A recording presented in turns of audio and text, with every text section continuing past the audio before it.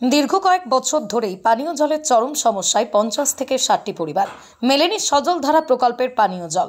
বারবার প্রশাসনকে জানিয়েও হয়নি কোনো সুরাহা।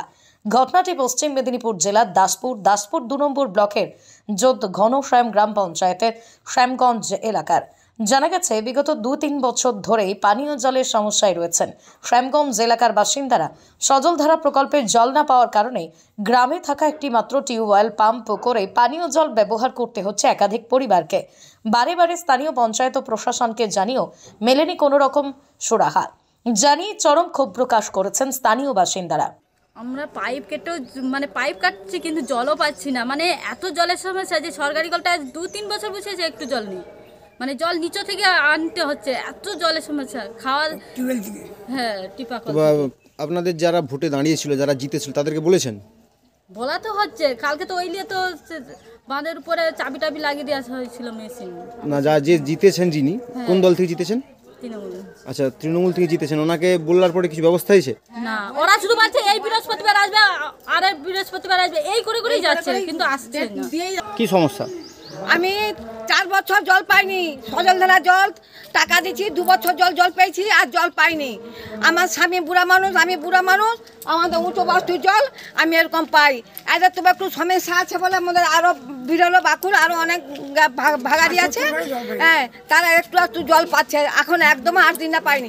আমি তো 4 বছর একদমও পাইনি, এক মগও পাইনি। সবাইকে চ্যালেঞ্জ করে নিবে।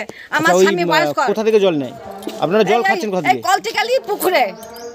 বিগত 2-3 বছর ধরে পানীয় জল না পাওয়ার এই ঘটনায় এলাকার বর্ষিয়ান বিজেপি নেতা বিভূতি রানা বলেন, এখানে রাজনৈতিক রং রয়েছে, সে কারণে আমাদের সকলকে সমস্যায় ভুগতে হচ্ছে। এই এলাকায় মানুষেরা বিজেপিকে সমর্থন করেন বলেই এমন ঘটনা ঘটেছে। আপনাদের কি মনে হয় কোথাও যে এই জায়গাটায় আপনারা জল পান নেওয়ার জন্য কোনো রাজনীতির কোনো রং আছে? পুরো রাজনীতির রং। রাজনীতির রং না হলে এই জায়গাটা আসবে কেন? এই বিষয়টা হবে কেন? যেখানে তামচি করতেছে, পাইপ ফেটে গেছে, তাকে রিপেয়ারিং করে আবার তারা চালু করে দিচ্ছে। আর আমাদের যেগুলো, আমাদের একদম। কোন রাজনৈতিক দলকে সমর্থন করেন? আমরা বিজেপিতে সমর্থন করেছিলাম। আমি বিজেপির ক্যান্ডিডেট ছিলাম। আচ্ছা, হ্যাঁ, তাতে এই অবস্থা।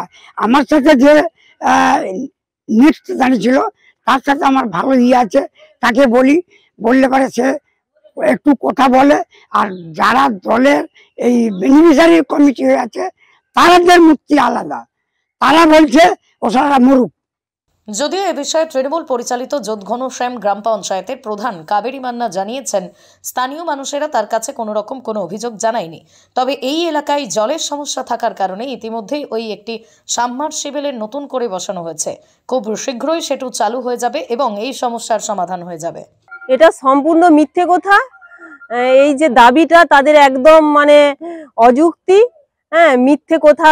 এটা একটা প্রচার করা হয়েছে, আর এটা একদম সঠিক কথা নয়।